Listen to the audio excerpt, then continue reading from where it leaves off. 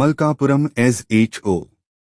ఇ. నరసింహరావు ఆదేశాల మేరకు sub inspector Srinu బృందం మిస్సింగ్ అయిన పవన్ తేజను 6 గంటల్లోనే మిస్సింగ్ బాలుడిని గుర్తించిన మల్కాపురం పోలీసులు.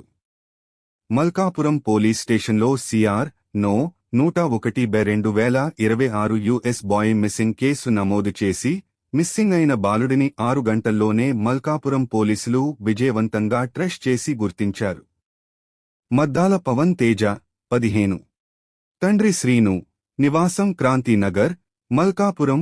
Vignan talent school, Malkapuram. విద్యార్థి 7 జూలై 2026 ఉదయం సుమారు 8 గంటల సమయంలో కనిపించకుండా పోయాడు అని ఫిర్యాదు అందుకున్న వెంటనే పోలీస్ బృందాలను ఏర్పాటు చేసి ఆధునిక పరిజ్ఞానం ద్వారా సీసీటీవీ ఫుటేజ్, టవర్ లొకేషన్ ఆధారాలు పరిశీలించడంతో పాటు జీఆర్పీ మరియు ఆర్పీఎఫ్ అధికారులకు సమాచారం అందించారు.